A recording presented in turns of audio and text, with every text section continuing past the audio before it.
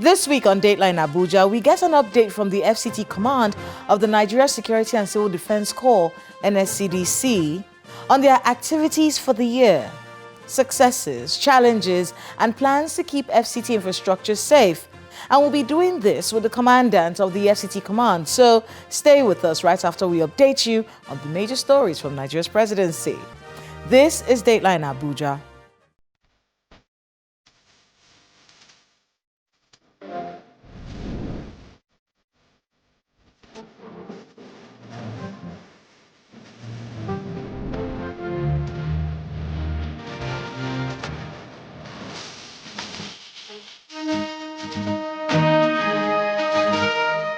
Hello and welcome to Dateline Abuja. I am Kayla Magwa.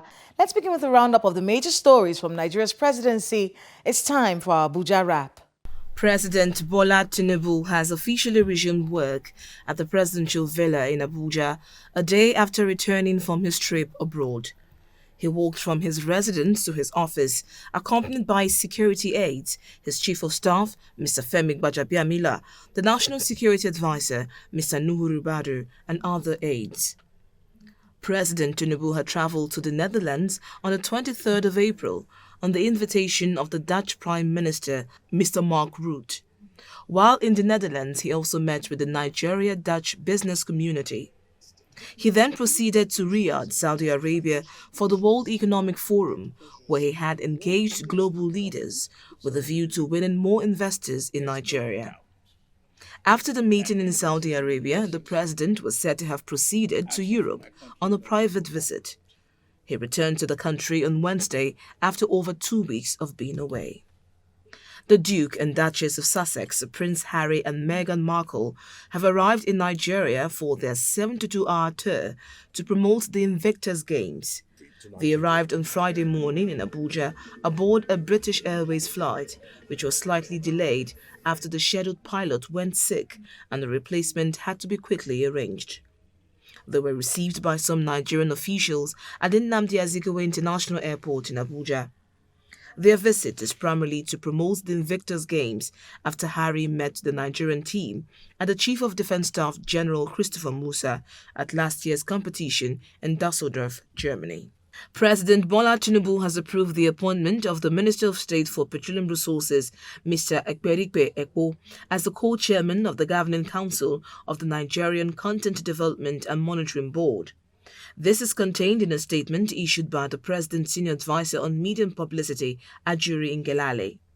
He says the appointment of Mr. Ekpo into the Governing Council of the NCDMB is in line with the President's avowed commitment to establish a more efficient, targeted and consistent approval process for unique oil and gas projects in the country, as well as ensure effective oversight of the gas project of the nation's assets. A member of the House of Representatives, Kama Nkem Kama, is refuting claims by the Binance Group that lawmakers demanded bribe from the company. Citing breach of privilege, the lawmaker wants the House to re-invite the company to ascertain the claims of bribe. The House of Representatives Committee on Financial Crimes had in March resolved to issue warrants of arrest against the executives of cryptocurrency platform Binance for failing to appear before it for an investigation.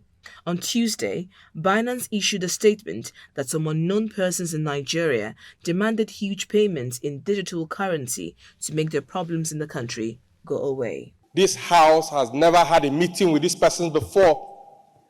We have no interface with this person. And these persons woke up one morning and decide to degrade this House to the extent of saying we demanded bribe from them. I suggest that this House maybe invite this person to come and tell us whoever demanded this bribe from him, from this House. In response to a motion on the urgent need to halt and modify the implementation of the cybersecurity levy, the House of Representatives is directing the Central Bank of Nigeria to withdraw the ambiguous circular and issue a more understandable one. Mover of the motion, Honorable Kingsley Chinda, drew attention to multiple interpretations of the CBN directive against the specifications in the Cybercrime Act. The House is further concerned that the words of the CBN circular leaves the CBN directive to multiple interpretations including that the levy be paid by bank customers, that is Nigerians, against the letter and spirit of Section 44(2)A of the Act, which specified businesses that should be levied accordingly. The House is therefore called upon to resolve to direct the Central Bank of Nigeria to withdraw the ambiguous circular and issue an unequivocal circular in line with the letters and spirit of the law. A former Minister of Aviation, Mr. Hadi Sirika, has pleaded not guilty to the alleged corrupt practices involving about 2.7 billion naira brought against him by the federal government. Mr. Sirika was arraigned before Justice Sylvanus Origi of the Federal Capital Territory High Court, along with his daughter Fatima, his son-in-law Mr. Jalal Hama, and a firm Al Burak Global Investments Limited. The daughter and son-in-law also pleaded not guilty to the 6-count charge brought against them. They were granted bail for 100 million naira each shortly after. Welcome back. In this first part of our NSCDC update, we take on the commandant of the NSCDC FCT command, Mr. Olushola Odumusu, on not just arrests and prosecutions, but the preventive measures to stop vandals of critical infrastructure in Abuja, which his office has been charged to protect. 3, 2, 1. Mr. Shola Odumusu, welcome again to Dateline Abuja. Thank you very much. So let's talk about what's been going on. What trends are we seeing? Because I see a lot of parade of suspects. People are being caught with infrastructure that they've stolen. But let's talk a bit about this year. What have you noticed in the trends we're seeing with criminals who are tampering with vital infrastructure? Well, what I've seen or what we've been able to achieve, it's reducing the vandalism, of this infrastructure to the barest minimum. Of course, the last time we spoke, we talked about some of the strategies that we've deployed in ensuring that we rid FCT of this criminal element. And so far, so good. We have been able to do so well. We have the critical infrastructure now well protected, and then over the time, the time in review, we've been able to make quite, a number of arrests, and I think for now, for people even can attest that vandalism has really, gone down, so far. I mean, there were particular areas that we were concerned about the last time we spoke, and particular bits of infrastructure that worried us. Street lights, not traffic lights, but mostly street lights in the FCT, and then, of course, manhole covers. When it comes to those two issues, we'll start from there before we move on to other things. When it comes to the manhole covers being stolen and train tracks, yes, we could see a lot of people were arrested carrying train tracks. How much work has gone into the prevention of these thefts as opposed to focusing on arresting people when they're caught with these assets? Yeah, prevention, the protection of critical national assets, is the mandate of NSCDC. And in FCT Command, I have a department, designated for that purpose. That's the Critical National Assets and Infrastructure Department. And we've been engaging, all of these infrastructures. We've deployed massively into monitoring and protection of all of these facilities. Even the railway, I have my men in all the 12 railway stations in Abuja, in FCT, for instance. And we're doing this in collaboration with other agencies. We have the police, we also have the private guards, and we have been able to reduce, the vandalism, the theft of some of this infrastructure to the barest minimum. Don't forget that one of the constraints that we've been having, before and over time now is that, this rail tracks, crisscrosses, through some remote corridors, in the FCT, and where we have, bushes, we have shanties and the rest of that. And, we discover that this provides a form of cover for these vandals, and majority of these activities happen in the dead of the night under the cover of darkness. So, but we've now re-strategized, and we have been able to increase our level of patrol, in all of this corridor. Don't forget, we have a minister, of FCT who also is very, very supportive. And I'm talking about His Excellency Yesom Wike. He has been very, very supportive, and all the security agencies in the FCT, with equipment. Recently he gave out, motorcycles, to all the security agencies, including the vigilantes in the, various area councils. And this we have deployed to monitor and, supervise all the railway corridors. And this is the form of prevention we're talking about. And even though those items are still not enough, because when you consider the length, I think it's a 45-kilometer rail track and all of that. So we still need to do more, obviously. But with the little we have been able to, protect. Because going by what your question, which is what effort have we put into protecting and preventing, vandalism. So that is on one hand. So patrols. Yeah. So on the other hand, we have also increased our patrol both day and night, just to ensure that we limit the activities of those criminals, because it is because they discovered, I think before now, that there are some unpoliced areas, and that is what they take advantage of to met out this whatever nefarious intention of theirs. So we've increased our patrol both day and night, and good enough, we have been able to up our game in the FCT command. For instance, right now we have acquired 3 gun trucks, and this we don't have before now. And I know I have written to notify His Excellency of the need for to increase our presence and to have some observation posts that I feel will help us to monitor this infrastructure 24 hours, because with the observation posts situated and located close to the corridors where these infrastructures are developed, then we'll have guarantee that. So we don't have observation posts right now? No, we have a few, okay. But you need more. We need more. And some of the few that we have needs to be properly, adjusted, rehabilitated. How many hours surveillance are you doing right now? Are you doing up to 24 hours? 24/7. Okay, so there's 24-hour surveillance right now. 24-hour surveillance, and we do patrol day and night as we speak. I have the team. Okay, so the observation post that you're asking for is so that you can be on ground. On ground, yeah, there, definitely. and know that, okay, 24 on ground, hours, 24 hours, we're running shifts here, yeah, this is where we're... That is it. So for now, it's not done that way. You're monitoring, but you don't have enough observation posts. Yes, and that is the next phase. Because you see, the issue with infrastructure in the FCT, and very critical infrastructure that we have in the FCT, they were so abandoned. And when I say abandoned, unmanned, that's what I mean. They were so unmanned that people had the temerity to be using saws to cut down light fixtures initially. Obviously, security is, like I said, like we all know, is everybody's business. And we rely on information as well. And, because we are working hand in gloves with other agencies, we share intelligence on, some of these pockets of noticeable black spots.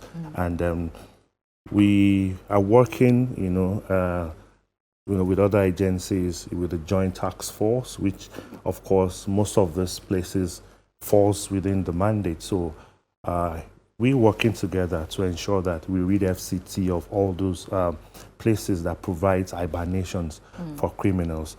And we'll be getting to some of that in a bit, and that collaboration will form the crux of our conversation coming up next. We'll also be discussing the hotspots in the FCT and one other issue, which is these manhole covers.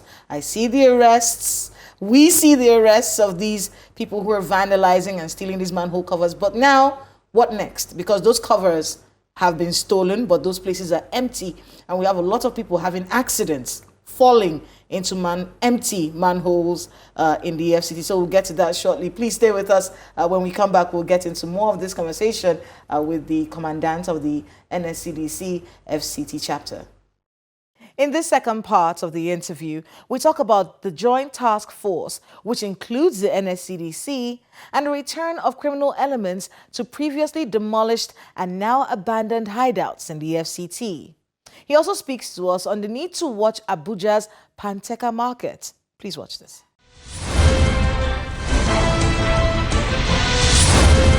So let's talk a bit about these collaborations and some of the work that has been done. One of the collaborations that we saw you do was looking at a particular hotspot, which was in Durumi at the Area 1 roundabout. We saw the Joint Task Force, which involved your office, come and demolish a lot of those illegal structures there. But what's happened afterwards is that they are all back. All the illegal structures are back at that Area 1 roundabout area. Well, after the roundabout, because you have to go into Durumi, it's at that place there. Those infrastructure, all those illegal buildings, I said infrastructure, all those illegal buildings there, they have all come back. And we still have a lot of touts sleeping in the motor parks. Residents of that area, we had heard from the police command that it was the residents who had complained. They're complaining again because now you can't walk past the place anymore. It's almost as though it was reinforced. After the demolition happened, everybody lay low for like a week, but now everybody is back and the place has resumed its normal loitering going on, the unsafe streets, crowded. It's back there. And we see that happening in a lot of places where a demolition will happen. The Joint Task Force will come together and say, we're cleaning up this area, making it safe for residents. And then when you're done, because nothing else is done afterwards, those people come back. Same thing is happening with shanties all over the FCT. Demolish the shanties, chase the people away, give them 2 weeks because the place is fallow and no one is manning those areas. They come back. What is being done about this situation? Well, I would have said that the issue requires a lot of efforts, and beyond, what NSCDC can single-handedly say we want to handle. It's a multi-stakeholder, assignment. And just like I said earlier before we went on break that there is need to educate and enlighten Nigerians as well on their role, in terms of security provision and administration. Convictions. Do you have a figure for us? The kind of convictions you've so had? far between January to date, we've arrested about 32 suspected vandals, and out of these cases, we have secured 5 convictions. 8 is ongoing, in court, and we have 1 of the cases, being discharged. So I could say that we are doing well, and we'll continue to do that and ensure that if we cannot wipe them out completely, at least to the barest minimum, to a point where you hardly hear of, cases of vandalism in the FCT. Yeah, but you're telling yourself that you're doing well. That figure is very small. What is the problem? Why can't we, if you were able to make arrests, what's the problem? Why are we unable to convict? No, we're not. I'm not saying we're not able to convict. Yes, but the number you just called for the convictions are very low compared to the arrests. Now, we are not in control of the judicial space. So if we have secured 5 convictions, and I tell you that we still have other cases in court, that is determined by the judiciary. Ours is to do our job. But it is the NSCDC that is charging them to court. Apparently, yes. These people that we arrest, these are the boys. There's an enterprise. These people on the streets that we're catching, they are low on the value chain of these, the theft of critical infrastructure. They are kingpins. They are people who actually are making money off of this steadily. Have you been able to arrest or convict any of those sorts of people? The one thing we should understand is that even where there are kingpins, these boys that you think don't have value, they are for very, very important value, because without them, being on the street, without them being engaged or being involved or being recruited to do this, the kingpin wouldn't have a field day. And of course, you need to arrest them. We have cases where we have particular one right now, though it involves not manhole cover this time around, but a decommissioning of a telecommunication mast. Now, we've arrested, the foot soldiers, and we're on the trail of the main man. And of course, I know it's just a matter of time. So we have that and other issues, which, of course, we will get there eventually. And when we get hold of such a person, we will definitely deal decisively to serve as deterrent to others. So, and again, another area that has been of very great concern to me, which I feel we should also look at, is the issue of the pantakers, where, most of these stolen items are taken to. Now, I discovered that, it has been in existence, for a very long time, and it's a means of livelihood to some people. But if we cannot get rid of that completely, I think it's one area we need to look at and probably regulate properly, because most of these stolen items are taken there, and we have some criminally minded people like them who realizes that this item apparently belongs to government. But because of their criminal intention, they will still go ahead, because they must be criminals themselves. If you bring in, like, for instance, a stolen car to me, if I should buy it from you, apparently I'm a criminal, because I know that killer is a journalist. You understand what I'm saying? So we still need to look into that area to regulate the pantaker space. That way, we will be able to have control, and be able to trace any item stolen that belongs to government easily. But as it is now, the market is an open market. A lot of things go on there, a lot of illegalities, I've had my men of undercover gone, to some of these pantakers, to find out the kind So of... there's no regulation of pantake. I never thought about that because pantakers have been around for all over the country. That is one area we need to look at. So the regulation, see all sorts of stolen cars are taken there. All kinds of things, smelting. Stolen cars are taken there, iron, metals, armored cables, and all of these items. But they hide under the facade of, okay, they sell maybe building materials and some household items. It goes beyond that. So that is one area we need to look at. It's given us a lot of concern because most of these stolen items are bought by the pantakers. Before I let you go, one other area that we talked about the last time and I wanted to get an update on is these Mebola. These boys, every morning I see them by my dustbin picking up things, picking up all kinds of things. And many of them, like you said the last time you were here, many of them are actually criminals. They're scouting. They're basically casing the area. Well, we will intensify the patrol, but of course, if we can also, whenever we see them, although coming by 5 a.m. is very strategic for them, and when we, engage in night patrol, that is about the time that men touch back to base. So, like I said to you, it is for us now to develop, more strategy and attention to extend it. Well, I want to thank you very much. That's all the time we have. Thank you for agreeing to do this update with us regularly. Thank you very much. And good luck with all the work that you and your men do. Thank you very much.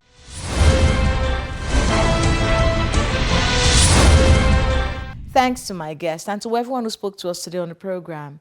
We cannot continue to accuse the government of not providing basic infrastructure while at the same time we steal or vandalize what infrastructure is in place. It is counterproductive. The key is to see these vital assets as ours and treat them as such. That is Dateline Abuja this week. Please let us know the happenings in your neighborhood using the social media handles showing right now on your screen. Thank you so much for watching. I'm Kayla Magwa. See you next time.